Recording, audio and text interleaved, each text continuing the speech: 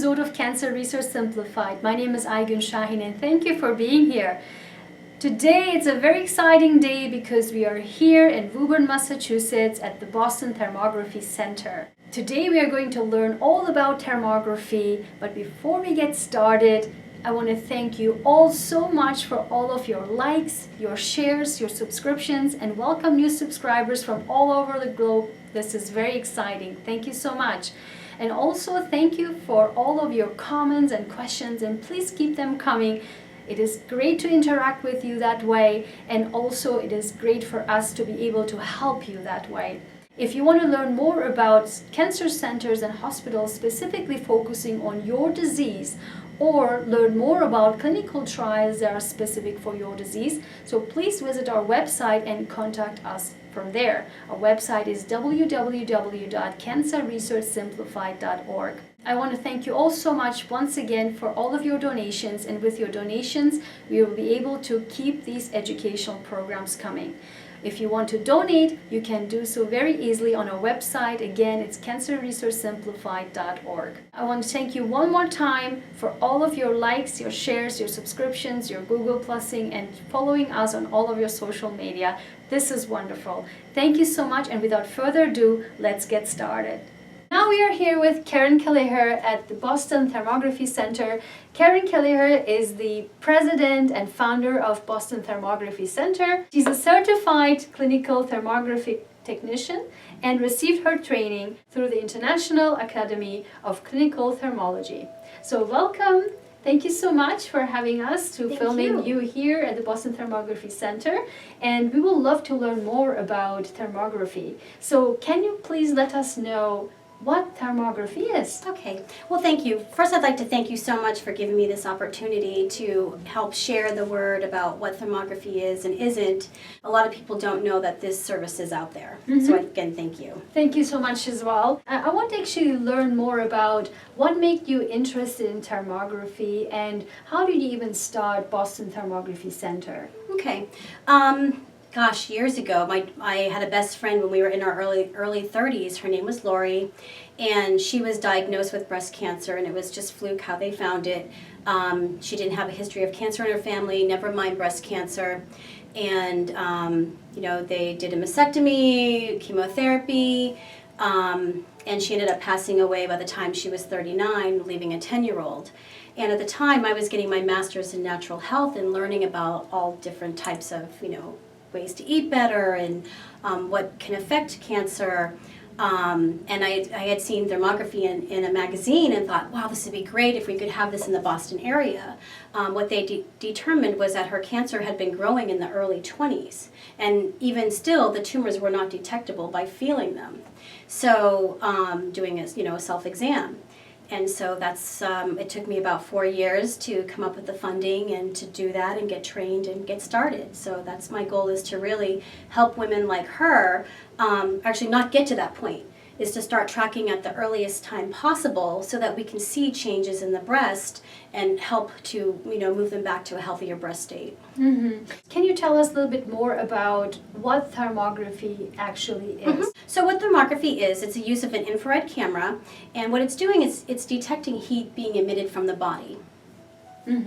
And the heat is caused due to what exactly? It can be inflammation. As far as the breast are concerned, what we're looking at is the early angiogenesis state, where the tumor is being supplied by a blood supply, and that blood supply is going to show up warmer as we're looking at the breast and analyzing the breast. And angiogenesis is a development of, or actually neoangiogenesis is a development of new blood vessels that supports the tumor, and this is how the tumors are growing. So with angiogenesis, with blood supplies, because there's a blood circulation there, the heat also increases, right? And through the heat, with the infrared cameras, with the thermography cameras, you will be able to detect that heat around wherever that inflammation or the increased blood vessels are. Correct. And usually those are either inflammation points or at the tumor site. Correct. And what is the link between thermography and breast health. Is there a way that you can detect breast cancer using thermography? Well, first of all, what we're looking at is changes in the breast, and we're never diagnosing. Same thing with mammograms. Mammograms can't diagnose. It's a biopsy that does. But what we're looking at are the breasts to be symmetrical. And if there's something that's, and we can look at some pictures later on, if the breasts aren't symmetrical and we can see that there's changes, then that could be an earlier sign. So what we're doing is we're looking at how your breast health is today, getting a baseline. We're looking at assessing the risks of where the breasts are, what the breast health is. If we can determine at an earlier state that there might be something potentially growing, we can take a look at lifestyle changes and see if that can, and tracking and monitoring over time, if that can help reverse anything that might be growing. You mentioned breast, but is there also other uses of thermography, not only for breast, but also for many other diseases or locations in the body as well? Correct. So we can do full body scans, partial body scans. What we're looking at is if we do a upper body, like a cranial scan, we're looking at underlying dental pathologies, which by the way, with studies, they've found a correlation between breast cancer and underlying dental issues. We're looking at carotid arteries, sinus issues, thyroid health, which is very important. I was just going to say thyroid, yeah. Yeah, a lot of times what's going on with the breast is a reflection of what's happening with the thyroid, if their hormones are in balance. We're looking at inflammation in the body as well as nerve conditions. And actually, we mentioned this just before. We talked about what is the correlation between thermography and breast health. But so basically you mentioned that you won't be able to determine whether or not breast cancer is there, but thermography is probably a useful tool to assess the risk of breast cancer. Is that correct? Correct. So what we're doing is we're looking at the breast. And the doctor, I'm a technician, we have a certified thermologist that actually does the report readings for us. And so what they're looking at is the 32 different points in the breast, and they're measuring the temperature from one breast to the next. They're measuring the nipple, the periareola area, and those actually come up to be a score. So everything is given, a number per se. And that would also assess, are they what they call TH1 to TH5 scores. So we're looking at TH1, that's kind of a normal breast.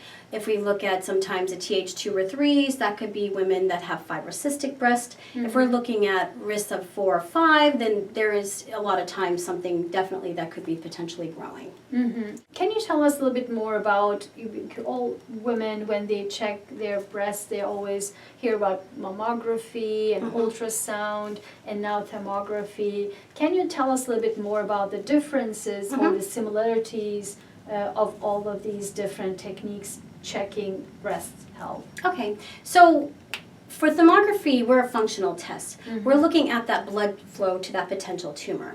Mammograms and ultrasounds are structural tests. So what they're looking at are those tumors. And a lot of times with mammograms, it can be 8 to 10 years before that's detected. The tumor has to be a certain size to be detected. So again, we're looking functionally, we're looking at what's going on with the breast as far as blood supply is concerned, or say if there's excess hormonal influence, which could eventually lead to breast cancer.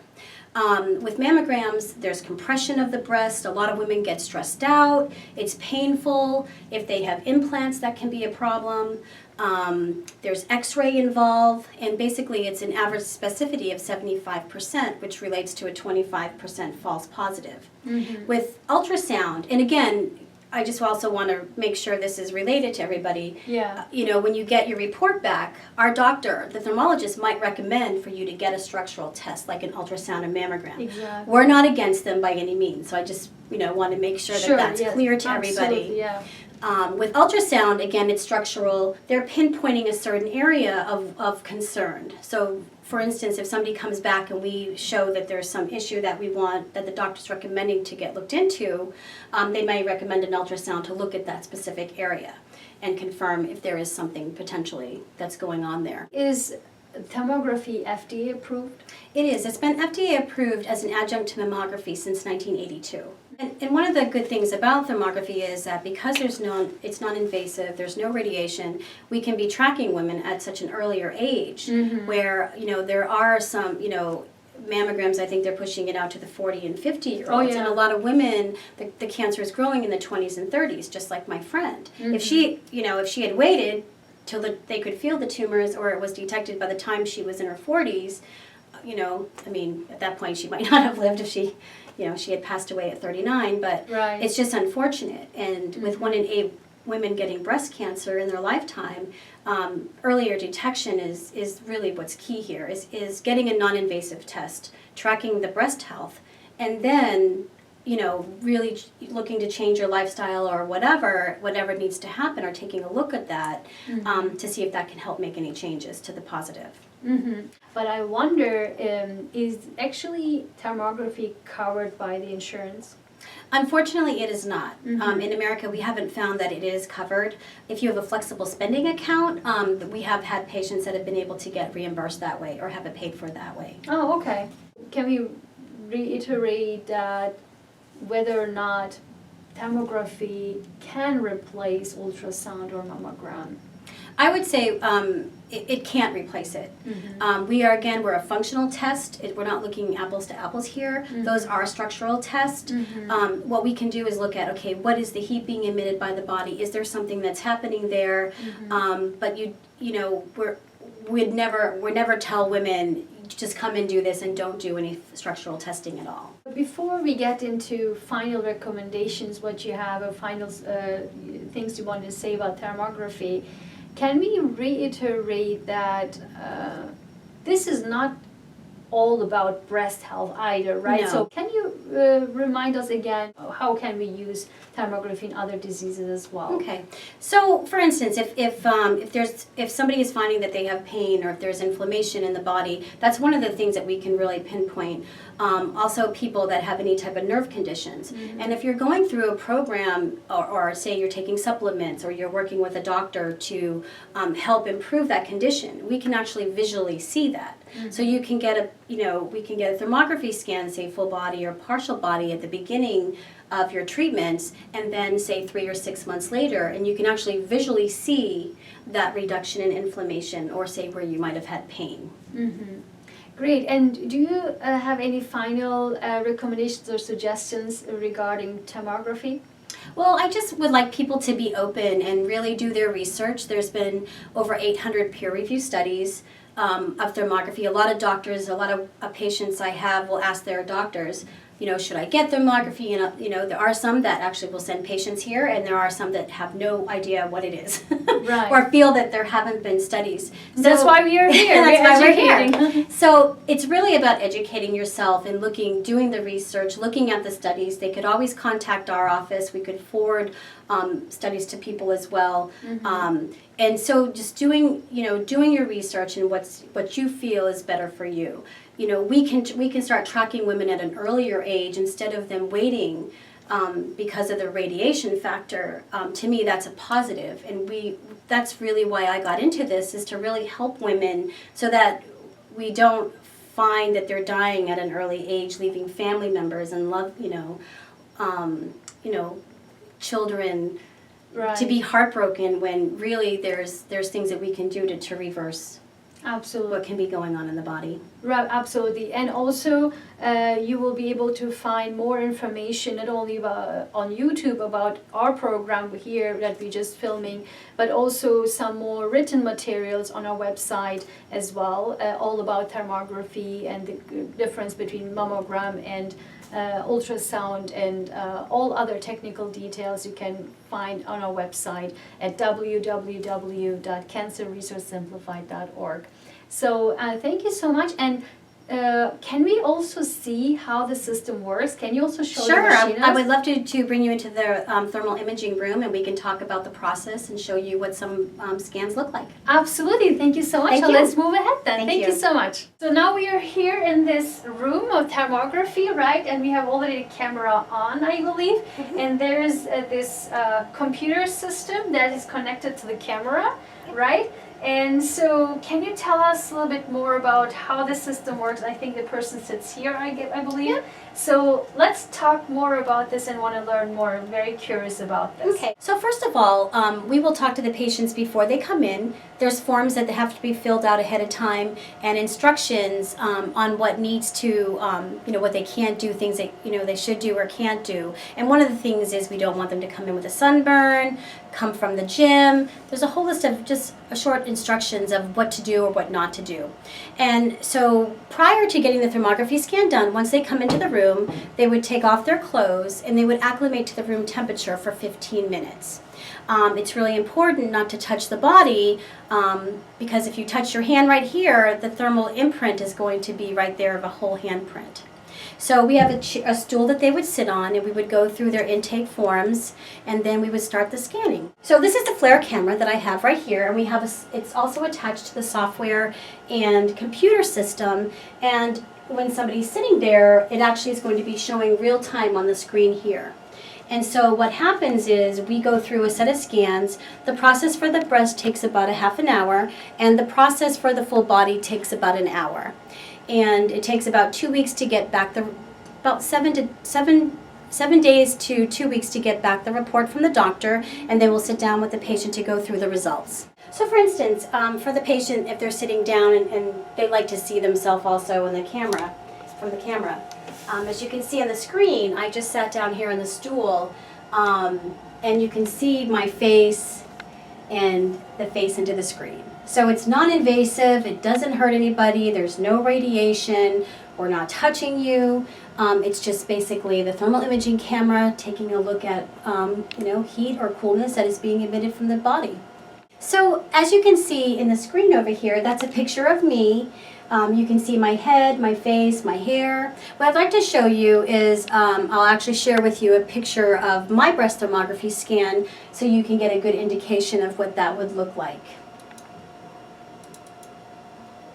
So these are the cooler colors here in the color scale, and these are the warmer colors here. Under the breast, under the arms are typically always going to be warmer. That's why we have you acclimate to the room temperature. And this is showing you the different temperature variances throughout the breast. Now as a technician, we're looking at colors right now. The doctor, the thermologist, he is going to be measuring against 32 different points in the breast, right to the left breast, and really doing the measurements of, okay, what is our acceptable levels and what might not be for those 32 different points. So this is great. Thank you so much. This is very exciting to learn more about the camera as well. And now I believe that you will show us more examples of breast examination and also other applications of thermography. Is that Correct. right? Yeah, I'd love to. Okay, great. So this is an example here of a breast scan and also somebody that was doing a cranial dental scan. Again, this person is acclimated to the room temperature. It is a controlled environment. I don't think we talked about that before. The temperature is between 68 and 72 degrees. And so again, what we're looking at is the breast to be symmetrical. These are the cooler colors here. These are the warmer colors. And again, you can see, under the arms and under the breast are a little bit cooler, but you can see there's a lot of heat being emitted from this area. Also all along here as well. This right here was later confirmed to be breast cancer through a biopsy. When we're looking at the facial cranial dental scan, again, these are cooler colors, these are warmer colors. This is the right side of the breast. This is the left side of the breast. This is the right side of the face. This is the left side of the face. As you can see, there's some inflammation here, and it looks like there's some underlying dental pathologies that almost appear to be coming all the way down to the breast. And what they found with studies was if there was something going on, some underlying dental pathologies, they also found that correlating to the breast. If there was something going on the right side, it was also happening on the right breast. Or if something's happening on the left side, on the left breast as well. So it's important also to look at the full body or partial body to find out, is the thyroid, contributing to any factors here? Are there underlying dental pathologies so that you can get a whole picture of what might be going on in the body. So for other applications for thermography, again, the purple colors are more of the blue, are cooler, red is warmer, and this is just a particular color palette that we're looking at. You can do this in grayscale and other scales, but this is just for your information as you're looking at this. So for nerve conditions, this right here is confirmed to be carpal tunnel, and you can see they're really, really cold. The fingers are really cold. For here, we're looking at inflammation in this digit. For full body applications, it's important to note that we do not see internal organs. However, this elderly gentleman, he was confirmed to have a collapsed lung, which is actually showing through as really cold, emitted, out to the outer part of the body. For this here, right here, a lot of times fibromyalgia patients, what we see is, the trigger points, it almost looks like a V in the back of the body. Also, there's some, inflammation in the cervical spine as well as through the thoracic area. This right here is showing is showing plantar fasciitis. There's a lot of inflammation, you can see that, and this point right here is usually really warm as well. On this side right here, we're looking at thyroid cooling and also, some sinus issues.